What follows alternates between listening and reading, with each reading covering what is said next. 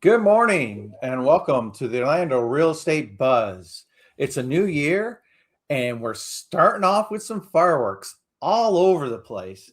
It just boom. It's exciting. We're 8 days in and the world's in total chaos. Just unbelievable. Hello, I'm Brenden Rendo with the Homes in Orlando team and joined as always by Joseph Dionne of Aptly Home Loans. What is up? Yesterday New Year's thing. I mean, where do you start? Where do we start today? There's so much that has been happening, and it's so crazy. And I'd love to get into the massive geopolitical nature of all of this because those things impact everything. But we do have to follow a similar trend. We have to talk a little bit on point with housing, right? Yep. So we got a number of things happening with housing. Number one, President Trump came out yesterday talking about institutional investors. But then we also have up in New York City, their mayor's housing appointee talking about something totally different. And I think that's just a great place to start. So hello, everyone. Happy New Year and welcome back to the Orlando Real Estate Buzz.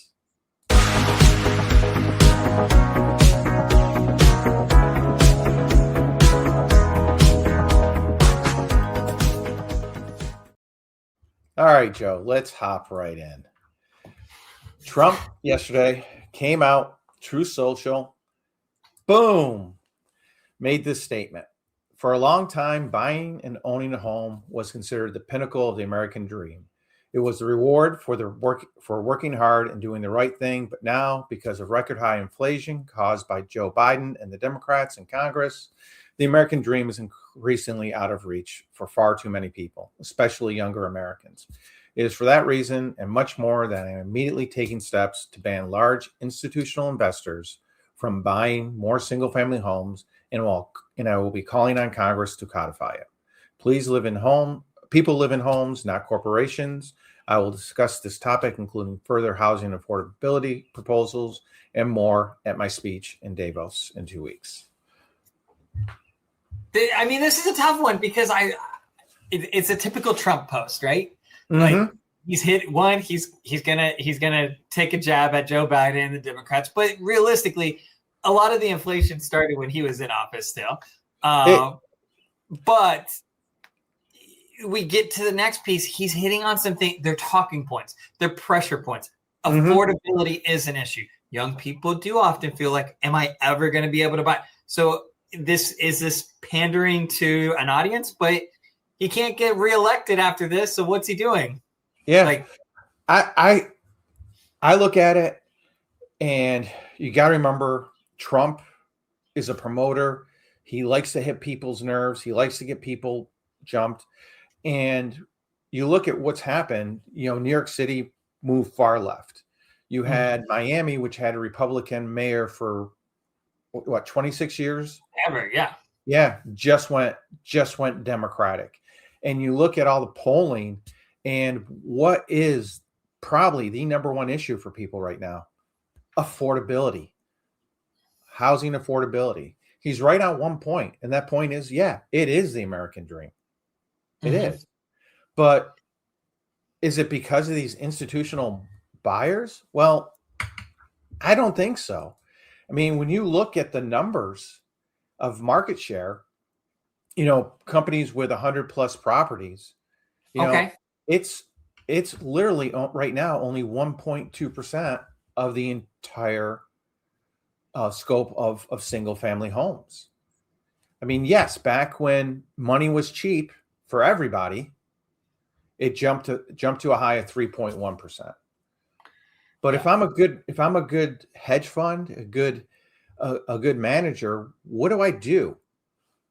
I take profits. Yeah. And what did they when do? It's high. When the prices were high, what did they do? They took their profits. And you see, really, since we've seen more of a stale market over the past couple of years, they're out. Yeah. They're out. There's less of them. You're 100% there. Like they got in, they foresaw what was happening. So they got in, they realized money was super cheap. So where to park money when it's like, okay, well, real estate goes up. We do this. We're buying like big drop. We get this. Then they see it skyrocket and they go, oh shit, I made 30% on my dollar in 6 months. I'm out. Or a year or two. Like, so they all like, they did this really quick. And I don't think, I think that's exactly what we're seeing is it feels like it because when we were trying to buy homes and people were buying in 2021, 2022, they felt like all they were doing was competing with the institutional investors. But they really weren't to a huge extent, but it felt like it. Yes. Yeah, it did feel like it. I think I've sold maybe 3 or 4 homes to an institutional investor. But that was, quite honestly, most of those were 6-7 years ago. Nothing, as of late, all my listings have gone to people. And I actually, let people know, hey, you're selling your house. This happens to be an institutional investor. They're going to turn it into a rental. And this is a family, and yeah, we're pretty darn close, but they're a few dollars more. Who do you want to sell it to? And give the seller a choice. And a lot of sellers said, you know what? Yeah, that few extra bucks would be nice, but I'd rather see a family in my home. And that's the decision they made. But, to have that option, that's their choice. That's free enterprise. And, last night I was reading, shouldn't have done it because my blood pressure went through the roof. Reading a lot of comments of people, and it was frustrating because it's like, guys, before you react, think through this stuff. Because think of all the people who have investments in real estate investment trusts that have single family homes as their main portfolio. Are you going to take all their chance for returns away? I mean, is that fair? So to me, there's a lot of questions. I think he's looked at the scope, and he's smart. I mean, the guy is smart. He knows how to hit people's nerves, and he needs to make people feel like he's doing something for them. Is he really doing something for them?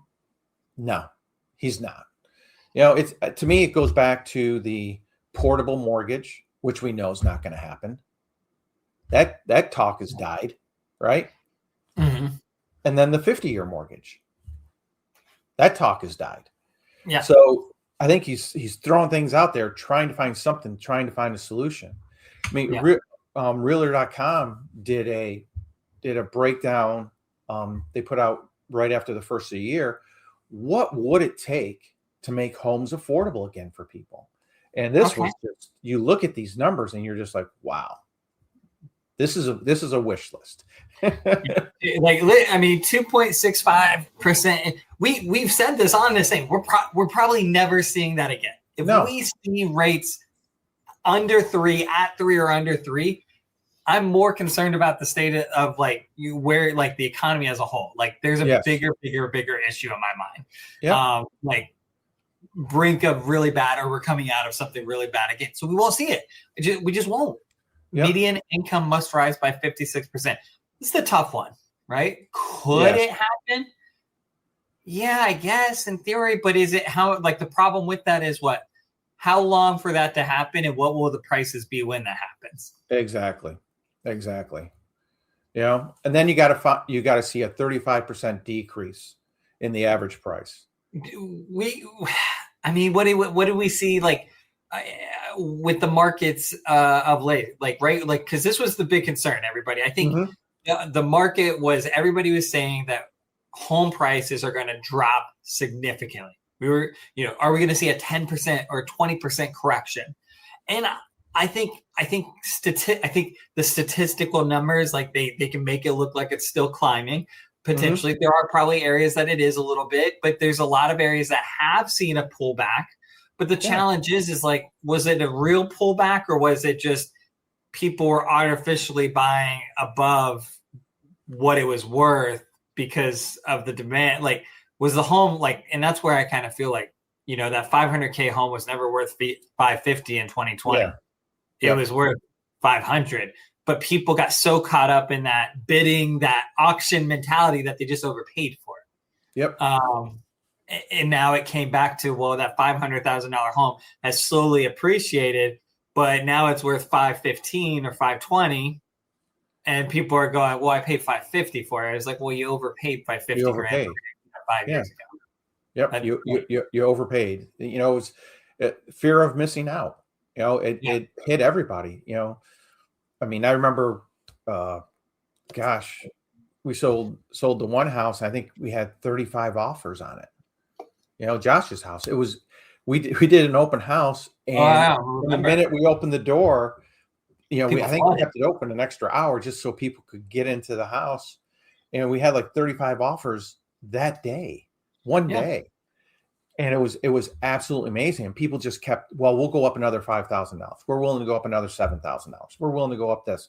We're willing to let them stay for 6 months. We're willing. It's like, holy cow. Yeah. That entire mentality of like, you know, I remember we talked about it. Like agents were advising their clients, no inspection contingency, no appraisal contingency. And I was like, holy cow, like we kind of created a little bit of the chaos, you know, unintentionally, but that's what happens. It's like the Black Friday when Black Friday was a thing, right? Yep. Those sales where you only got it in store at midnight when it opened. So people would like stampede to get the 3 TVs that were $150, but were normally $2,000, right? Yes. Like, now it's not a thing because all the shopping, everything, it's open 24. Now I kind of joke, like now we're seeing stores being like, we're closed Thanksgiving. We open at 10 on Friday, right? Like, well, who cares? 2020 was the hype. 2021 was still, but we're out of that now. We're out of it. Yep, exactly. I mean, one of the good things we do see is that the share of income required to pay the typical mortgage is starting to slowly drop. Okay. And you see, you know, this is really kind of our 2022, 2023, where we're well above 30%. I think it was averaging about 36. And you see, we are slowly starting to come down. And that could be, I think that's a reflection of a couple things. One is, you know, rates have been a little bit better overall. Yep. 2 is incomes are starting to rise again. Yep. Which is great. But 3 is also the pricing is coming down a little bit. You know, sellers are not getting exactly what they want. You know, we've seen, we probably averaged about 92, 93% of original list price the past year, if we go back and look at the whole year. So there's pricing that is coming down, negotiation that's coming down overall. Yep. So all that to me is really good news. But one of the interesting things though is seeing you've got Trump over on this end, but then you've got the mayor of New York on this end, which is totally different. And this was his nominee for the housing department, I believe it is. I'm not sure exactly what her title is supposed to be, but this is her comments. Is that for centuries we've really treated property as an individualized good and not a collective good, and we are going to transitioning to treating it as a collective good and towards a model of shared equity will require that we think about it differently, and it will mean that families, especially white families, but some POC families who are homeowners as well, are going to have a different relationship to property than the one that we currently have. That one was interesting to me. The collective. All right. So you gotta break me that. What collective? Like what? Collective, shared equity. So are we talking about like condo style? I got no clue. All I thought immediately was shared equity, community, communism. Yeah, that's what it sounds like. I'm assuming it wasn't that. Like, you know, and you're just looking at it like, yeah, you're going to take my property. And what's interesting is the proposal that has been put on the board up in New York City. And this, as an investor in New York City, I'm getting out as quick as I can. They're proposing 180-day waiting period before you can sell. So is this like I read it over, but I really got to read it again because it was difficult to understand. But that first 180 days, that property has to be offered first right of refusal to like a nonprofit organization. And if the nonprofit and you can't come to terms, then you have the right to sell it on the open market. So when we say nonprofit organization, like, I mean, like what's going to be the barrier? Like, I feel like a lot of this is a strategy to just kind of move money to somebody else. Like, it sounds like they're trying to hit a talking point, and it's like, hey, we know it's not affordable. We're going to create affordability, but all we're doing is saying we're going to take homes and we're going to move it to another business that just has a tax classification that they're not for profit, so they're exempt from paying taxes. Right. Like, how many nonprofits have, like, I'm curious to see what institutional investor has already filed nonprofit paperwork in the state of New York. Seriously. It's, it's proposals like this. It's what happened to you work hard, and if you're successful, you're celebrated. I mean, this kind of hit me the other day. When you look at that, then you look at this is the billionaire tax that they're proposing in California. They're going to tax your net worth 5%.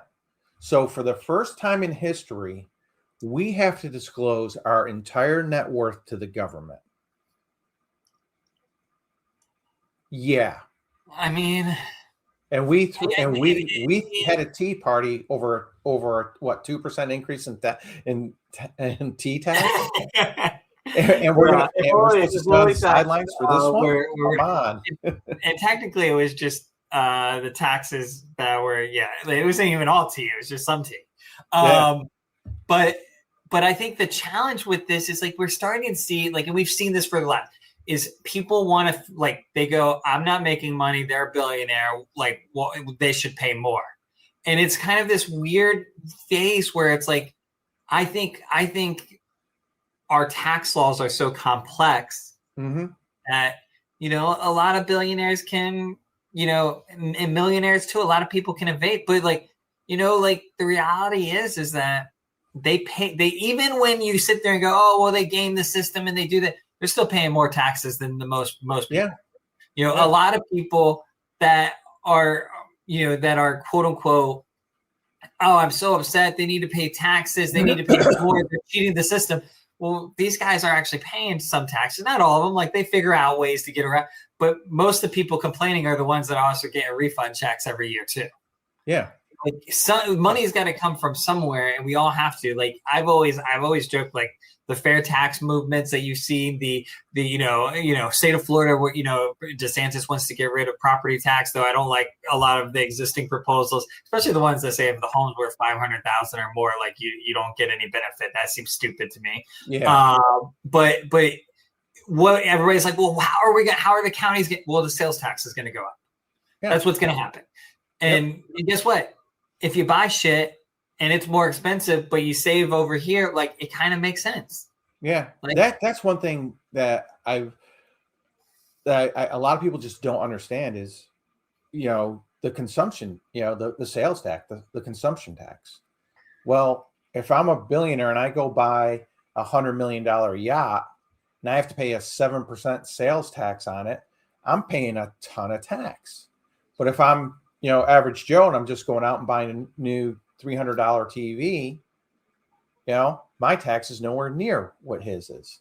Yeah. So I agree with you there. It's kind of like, I really think it should be more of a consumption type platform. And to me, the other big thing is, we've seen it this week come out even more in, past 2 weeks, is all this fraud. Would we really, excuse me, would we really have to increase our taxes if we just cut out all this fraud?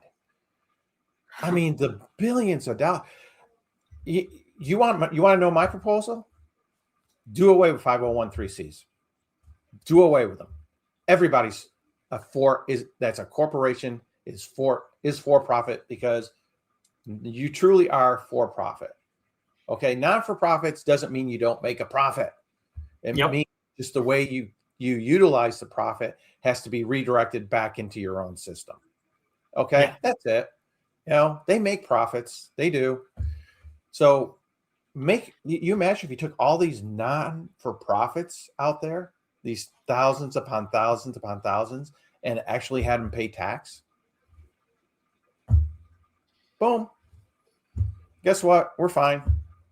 And people are like, well, the churches, well, you know what? Churches can pay it too.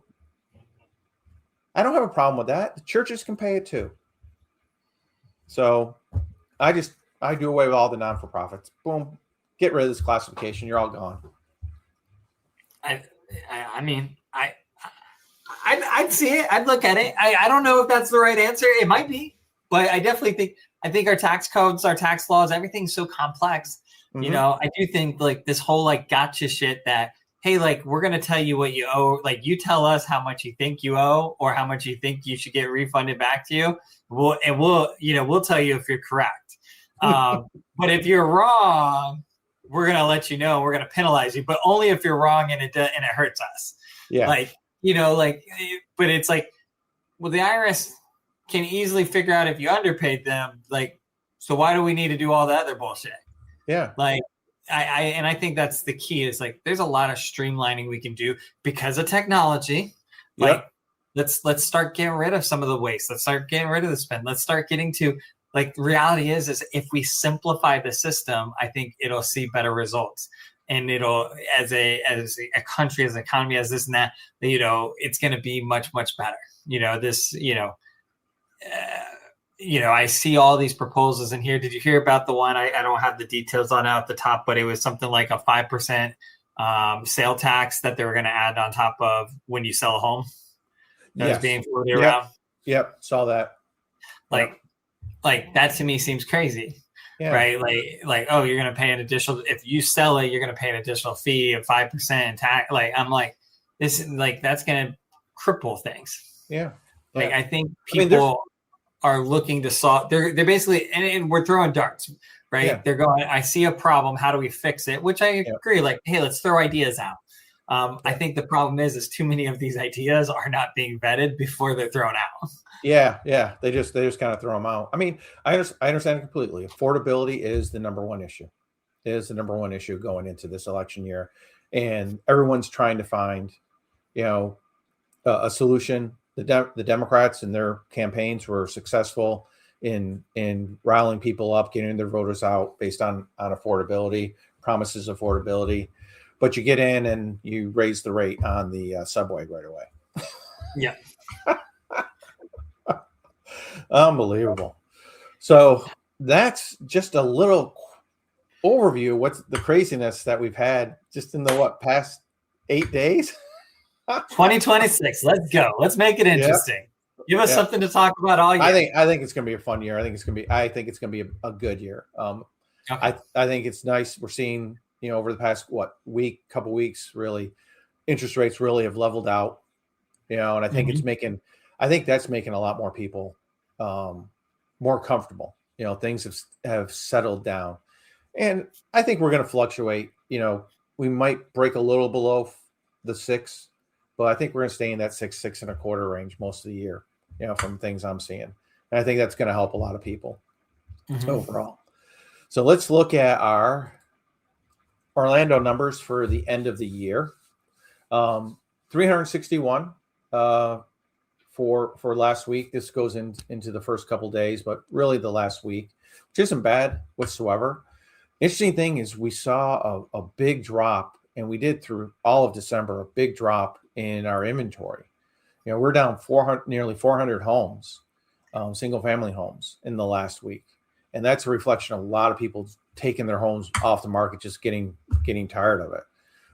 Even the condos, for really a short week, 104 is not bad for a short week in the condo market.